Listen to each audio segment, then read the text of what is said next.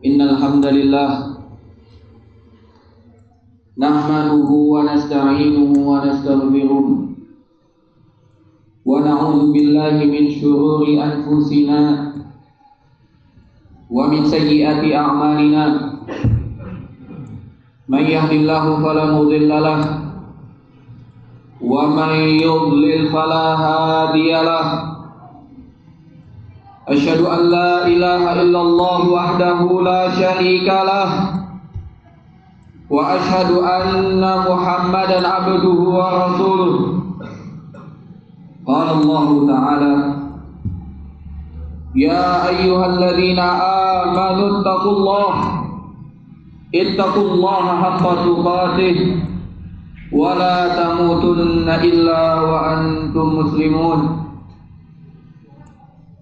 وقال تعالى يا أيها الناس اتقوا ربكم الذي خلقكم من نفس واحدة وخلق منها زوجها وبث منهما رجالا كثيرا ونساء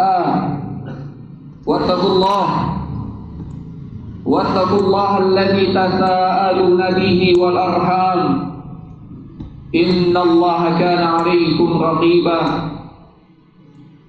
يا أيها الذين آمنوا اتقوا الله وقولوا قولا سديدا يصلح لكم أعمالكم ويغفر لكم ذنوبكم ومن يطع الله ورسوله فقد فاز فوزا عظيما. فإن أصدق الحديث كتاب الله وخير الهدي هدي محمد صلى الله عليه وسلم وشر الأمور محدثاتها وكل محدثة بدعة وكل بدعة ضلالة وكل ضلالة في النار. Ma'asyiral muslimin, sidang jamaah Jumat rahimani wa rahimakumullah. Sebelum khatib menyampaikan khutbahnya, ada beberapa perkara yang harus kami sampaikan sebagai adab saat kita berada di masjid, terutama saat kita melaksanakan ibadah sholat Jumat. Ketahuilah jamaah sekalian, mendengarkan khutbah adalah bagian dari sholat Jumat. Barang siapa yang tidak mendengarkan, tidak memperhatikan khutbah, maka dia tidak akan mendapatkan pahala Jumat. Nabi kita Muhammad sallallahu alaihi wasallam pernah bersabda, "Man massal hasa faqad lawa." Barang siapa yang bermain-main dengan batu kerikil.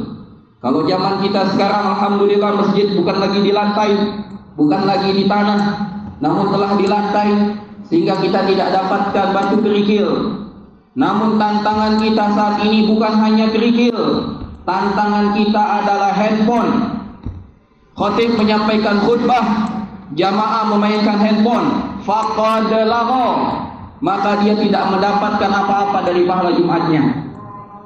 Yang kedua, dari adab ketika kita ikut sholat Jumat, kita dilarang untuk menunggu atau mendengar khutbah sambil menyatukan jari jemari. Nah, Rasulullah sallallahu alaihi wasallam ditashbik. Nabi sallallahu alaihi wasallam melarang kita menyela jari jemari kita saat khutbah disampaikan.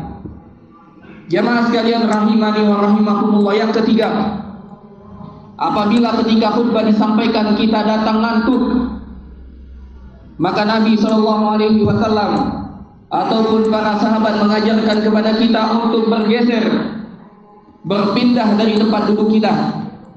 Entah kita sedikit maju, entah kita sedikit mundur, atau kita sedikit geser ke kanan atau ke kiri. Tujuannya agar kita menyimak khutbah. Yang selanjutnya, hendaklah ketika khutbah disampaikan, jamaah memandang ke depan, memperhatikan wajah khatib agar fokus. Jangan sampai kita disibukkan dari yang lain.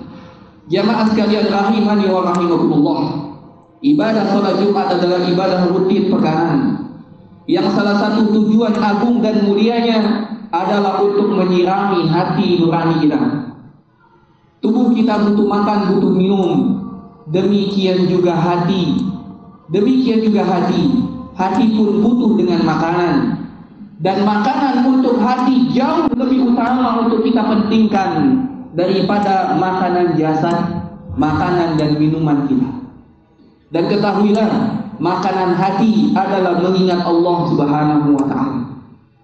Alhamdulillah, Allah Subhanahu wa ta'ala wajibkan untuk kita mendengarkan khutbah di hari Jumat, sehingga kita dapat mendengarkan ayat-ayat Allah, mendengarkan sabda-sabda Nabi, dan dengan itu hati kita menjadi hidup.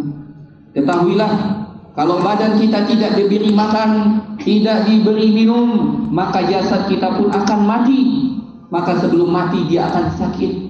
Begitu juga dengan hati. Kalau hati tidak pernah didengarkan dengan ayat-ayat Allah, tidak pernah didengarkan dengan hadis-hadis Nabi, tidak pernah didengarkan dengan nasihat-nasihat agama, maka hati pun akan sakit. Lama-kelamaan sakitnya menjadi kronis.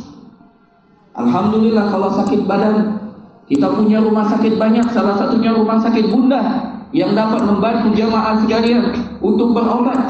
Kalau hati yang sakit, betapa banyak manusia tidak tahu di mana tempat dia berobat ketika hatinya sakit. Ketahuilah, ketika hati kita sakit, obat kita adalah Al-Quran, adalah ilmu agama. Dan salah satu sarana kita mendapatkan ilmu agama adalah ketika khutbah Jumat. Jamaah sidang salat Jumat rahimani wa rahimakumullah. Wasiat yang pertama yang ingin kami sampaikan kepada jamaah sekalian, marilah kita bertakwa kepada Allah Subhanahu wa ta'ala. Dari 3 ayat yang tadi dibacakan sebagai muqaddimah khutbatul hajah, yang mana Nabi Muhammad sallallahu alaihi wasallam terus membacakan 3 ayat ini sebagai wasiat kepada kita. 3 ayat tersebut semuanya mengajarkan dan memerintahkan kita untuk bertakwa. Allah berfirman, ya ayyuhalladzina amanu taqullaha haqqa tuqatih. Wahai orang-orang yang beriman, bertakwalah kepada Allah dengan sebenar-benarnya takwa. Dalam ayat selanjutnya Allah Subhanahu wa ta'ala memanggil manusia, karena sebagian kita mungkin tidak mendengar ketika kita dipanggil orang beriman. Maka Allah memanggil dengan lafaz yang lain, ya ayyuhan nasu taqu rabbakum. Wahai sekalian manusia, maka semua yang hadir di sini pasti manusia. Bertakwalah kepada Tuhan kalian. Kemudian Allah Subhanahu wa ta'ala mengulangi lagi dalam ayat berikutnya, ya ayyuhan nasu taqu rabbakum. Wahai ya ayyuhalladzina amanu taqullah. Wahai orang-orang yang beriman, bertakwalah kepada Allah. Makna takwa sebagaimana yang sering kita dengar, menjalankan segala perintah Allah, menjauhi semua larangan-larangan Allah. Namun para ulama juga mendefinisikan takwa dengan berbagai macam definisi. Salah satunya apa yang disampaikan oleh Thalab bin Habib. Beliau mengatakan at-taqwa an ta'mal bi ta'atillah. Takwa itu adalah kita menjalankan ketaatan kepada Allah ala nurim minallah, di atas cahaya petunjuk dari Allah. Tarju sawaballah, dengan niat untuk mendapatkan pahala dari Allah. Wa atatruka maksiatullah, yaitu takwa meninggalkan segala macam maksiat kepada Allah. Ala nurim minallah, di atas cahaya dari Allah. Takhafu iqabahullah, takhafu iqaballah, karena takut akan azab dari Allah Subhanahu wa ta'ala. Maka hendaklah kita bermaksimalkan agar kita bertakwa kepada Allah Subhanahu wa ta'ala, agar Allah ganjar kita dengan pahala. Kemudian dengan pahala itu Allah ridho dengan kita. Kemudian dengan ridho Allah, Allah Subhanahu wa ta'ala masukkan kita ke dalam surga. Demikian juga kita meninggalkan maksiat-maksiat Allah. Jangan sampai kita terjatuh dalam maksiat, hal-hal perkara yang dilarang oleh Allah, sesuai dengan petunjuk dari Allah Subhanahu wa ta'ala, karena kita takut jangan sampai kita dimasukkan oleh Allah ke dalam nerakanya. Jamaah sekalian rahimani wa rahimakumullah, demikian juga apa yang dikatakan oleh sahabat Ali bin Abi Thalib tentang makna takwa. Beliau mengatakan, at-taqwa al-khawfu minal jalil. Engkau takut kepada Allah Subhanahu wa ta'ala yang maha mulia. Wal amalu bitanzil, yaitu dengan beramal sesuai dengan Al-Quran dan As-Sunnah. Demikian juga wal qana'atu bil qalil, Takwa itu adalah kita qanaah, ridha dengan pembagian dari Allah Subhanahu wa taala walaupun pembagian untuk kita itu sedikit. Dan yang terakhir kata Ali bin Abi Thalib, wal isti'dadu liyaumir rahil. Takwa itu adalah kita bersiap-siap, kita berbekal untuk perjalanan panjang tanpa akhir, perjalanan akhirat. Jamaah sekalian rahimani wa rahimakumullah. Bahkan lebih tegas lagi Allah Subhanahu wa taala berfirman, wa tazawwadu fa inna khairaz zadi taqwa. Berbekal, sebaik-baik bekal adalah takwa. Kami ulangi, man massal hasa faqad lagha. Barang siapa yang main kerikil, zaman kita sekarang masjid sudah tidak ada kerikil. Barang siapa yang memainkan termasuk HP, maka dia tidak dapat melaksanakan atau tidak mendapatkan pahala Jumat. Bertakwalah kepada Allah Subhanahu wa taala. Jamaah sekalian rahimani wa rahimakumullah. Ini wasiat pertama, takwa. Yang selanjutnya jamaah sekalian rahimani wa rahimakumullah, mari kita ingat-ingat tujuan kita diciptakan oleh Allah Subhanahu wa taala. Betapa banyak manusia lupa dengan tujuan hidupnya. Sebagian manusia menyangka bahwasanya tujuan hidup hanyalah untuk memperbanyak jumlah anak, maka mereka pun memperbanyak anak sebanyak mungkin. Sebagian lagi memandang dan memikirkan bahwasanya kehidupan ini merupakan tujuan kesuksesan duniawi berupa pendidikan. Maka mereka pun belajar sampai S1, S2, S3, S4 kalau ada, bahkan sampai profesor. Sebagian lagi memandang bahwasanya tujuan hidup adalah untuk mengumpulkan harta. Dia kumpulkan hartanya, dia penuhi lembah-lembah dengan emas. Dia memiliki 2, 3, 4, 5, 6, 7, 8, 10 sampai 1000 rumah. Sebagian lagi memandang bahwasanya hidup ini tujuannya untuk rekreasi. Maka dia penuhi semua hari-harinya untuk jalan-jalan. Tidak ada tempat rekreasi kecuali dia datangi. Tidak ada pantai, tidak ada gunung, tidak ada tempat wisata kecuali dia tujui. Dia kunjungi, dia penuhi. Namun ketahuilah, tujuan kehidupan kita adalah untuk beribadah kepada Allah Subhanahu wa taala. Bahkan sebelum kita dilahirkan ke muka bumi ini, kita telah berjanji kepada Allah Subhanahu wa taala. Kita telah mengambil janji dari Allah Subhanahu wa taala. Kita ditanya oleh Allah Subhanahu wa taala, alastu bi rabbikum, apakah aku adalah Tuhan kalian wahai manusia? Maka kita dengan lantang menjawab saat itu, saat kita di alam ruh, kita mengatakan qalu bala syahidna, tentu ya Allah kami bersaksi engkaulah Tuhan kami. Maka ketika Allah Subhanahu wa taala melahirkan kita, wujud kita di dunia ini, maka Allah mengingatkan kita sekali lagi, wa ma khalaqtul jinna wal insa illa liya'budun. Tidaklah aku ciptakan jin dan manusia kecuali untuk beribadah hanya kepadaku, kata Allah Subhanahu wa taala. Inilah hakikat kehidupan kita, ibadah kepada Allah Subhanahu wa taala. Maka ubah tujuan hidup kita. Tujuan utama hidup kita adalah ibadah kepada Allah, agar kita mendapatkan rahmat dan ridha Allah, agar kita memasuki surga Allah Subhanahu wa taala. Dunia hanya sarana untuk kita berbekal, untuk kita memenuhi bekal kita. Karena perjalanan kita begitu panjang, maka kita harus berbekal, dan bekal yang harus kita isi adalah bekal takwa dengan beribadah kepada Allah Subhanahu wa taala. Jamaah sidang salat Jumat rahimani wa rahimakumullah. Lantas bagaimanakah ibadah?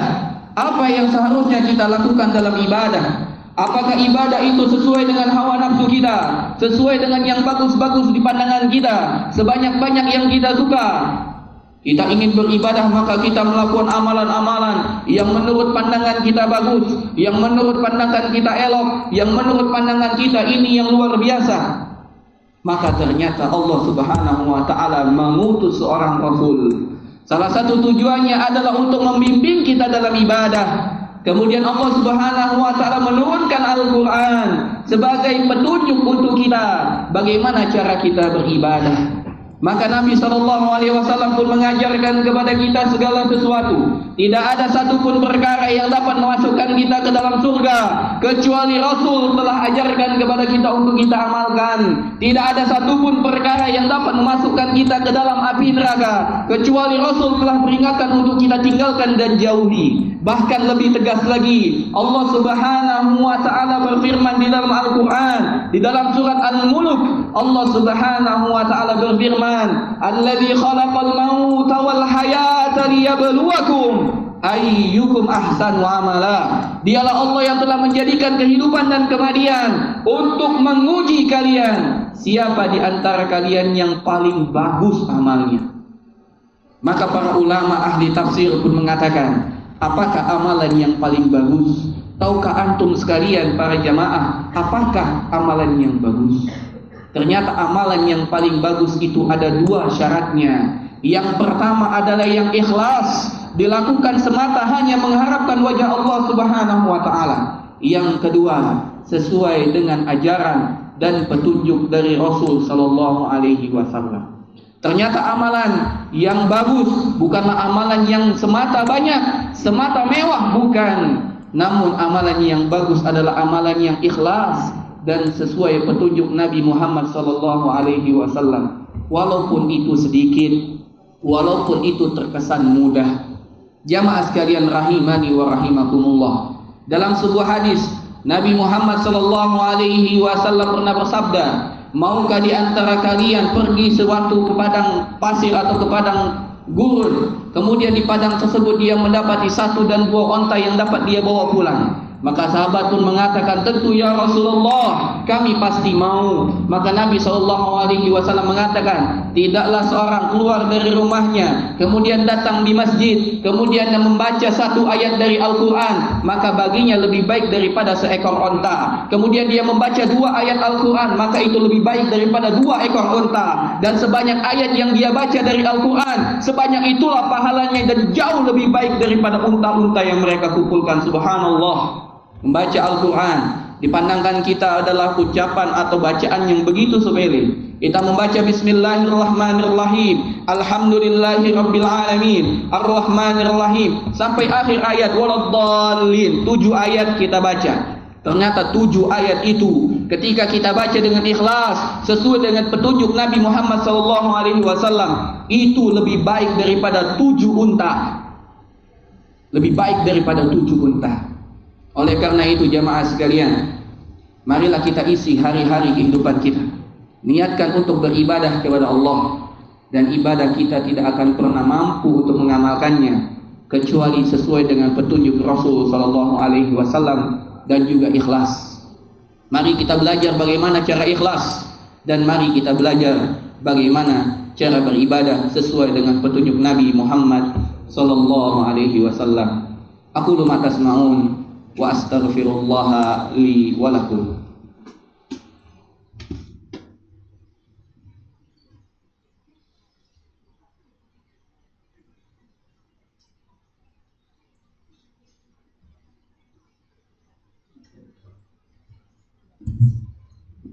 Alhamdulillahi rabbil alamin wa bihi nasta'inu ala umuri dunya waddin. Wa sallallahu ala nabiyyina Muhammadin wa ala alihi wa sahbihi ajma'in. Qala Allah ta'ala ya ayyuhalladzina amanu taqullaha haqqa tuqatih wa la tamutunna illa wa antum muslimun. Jamaah sidang salat Jumat rahimani wa rahimakumullah.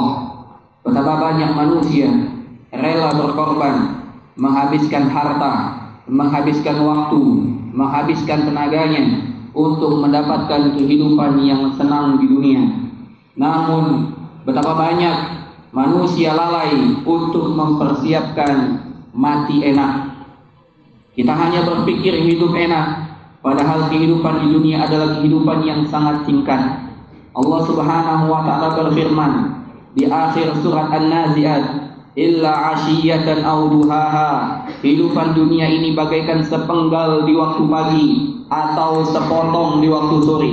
Begitu singkat. Karena Allah Subhanahu wa ta'ala mengatakan ukuran kehidupan di dunia dibandingkan akhirat ka'alfi sanatin mimma ta'udun. Satu hari di akhirat sama dengan 1000 tahun. kehidupan di dunia. Ya, siapa di antara kita yang memiliki umur 1000 tahun, maka itu tidak ada. Maka 1000 tahun di dunia itu sama dengan 1 hari. Berapa tahun kita hidup di akhirat? Selamanya. Maka hendaklah kita berpikir ulang. Kalau kita menghabiskan segala jerih payah, kemampuan, harta, pikiran, tenaga, waktu untuk mempersiapkan kehidupan yang enak, maka mari kita lebih pantas untuk mempersiapkan mati enak. Nabi SAW pernah bersabda, harta kalian. Salah seorang di antara kalian mengatakan, mari, hartaku. Padahal harta adalah apa yang ia makan, kemudian jadi kotoran, apa yang ia pakai, kemudian jadi usang. Dan harta sejati adalah harta yang ia infakkan. Jamaah sekalian rahimani wa rahimakumullah, mari pikir sekali lagi, kehidupan kita sejati adalah kehidupan akhirat. Fa innal akhirata lahiyal hayawan. Sesungguhnya kehidupan akhirat adalah sejatinya kehidupan. Lau kanu ya'lamun, andai mereka mengetahui. Maka ingat lagi, kita ingin hidup selamanya di akhirat dalam kesenangan. Cukup kita merasakan pahit getirnya kehidupan di dunia. Yang penting nanti di akhirat kita mendapatkan rahmat dan ridho Allah, masuk ke dalam surga Allah. Jangan dibalik. Tidak apa-apa saya makan yang haram, tidak apa saya tidak taat kepada Allah, tidak mengapa saya tidak melakukan ibadah kepada Allah. Yang penting hidup saya senang. Salah. Karena kehidupan dunia sangat singkat. Kehidupan sejati adalah akhirat. Maka bersabarlah. Sabar dalam menjalani ketaatan, sabar dalam jauhi maksiat, dan sabar dalam menerima takdir Allah. Sabar ketika Allah uji kita dengan kesempitan hidup, sabar ketika Allah uji kita dengan penyakit, sabar juga ketika Allah menguji kita dengan kelapangan, sabar dengan menguji kita juga dengan kesehatan. Orang yang bersabar adalah orang yang sukses. Nabi SAW bersabda, Innan nasra ma'as sabri. Sejatinya kemenangan, kesuksesan, keberhasilan selalu nempel dengan kesabaran. Maka barang siapa yang ingin sukses di dunia dan di akhirat, hendaklah dia sabar. Sabar dalam ketaatan, sabar dalam menjauhi maksiat, dan sabar dalam menerima ketetapan dari Allah Subhanahu wa taala. Jamaah sidang salat Jumat rahimani wa rahimakumullah. Innallaha wa malaikatahu yusholluna 'alan nabi. Ya ayyuhalladzina amanu shallu wa sallimu taslima. Allahumma shalli ala Muhammadin wa ala ali Muhammad kama shallaita ala Ibrahim wa ala ali Ibrahim innaka Hamidum Majid. Wa barik ala Muhammad wa ala ali Muhammad kama barakta ala Ibrahim wa ala ali Ibrahim innaka Hamidum Majid. Allahumma ighfir lil muslimina wal muslimat wal mu'minina wal mu'minat al ahya'i minhum wal amwat innaka sami'un qaribun mujibud da'awat ya qadiyal hajat. Allahumma aslih lana dinana alladhi huwa ismatu amrina wa aslih lana dunyana allati fiha ma'ashuna wa aslih lana akhiratana allati ilaiha ma'aduna waj'alil hayata ziyadatan lana fi kulli khair wal mauta rahatan lana min kulli syarr. Allahumma antas salam wa minkas salam wa alaika ya'udus salam. Tabarakta rabbana ya dzal jalali wal ikram. Rabbana atina fid dunya hasanah wa fil akhirati hasanah wa qina adzabannar wa qina adzabannar wa qina adzabannar. Wa sallallahu ala nabiyyina Muhammadin wa ala alihi wa sahbihi ajma'in. Wa akhiru da'wana anil hamdulillahi rabbil alamin. Aqimis shalah.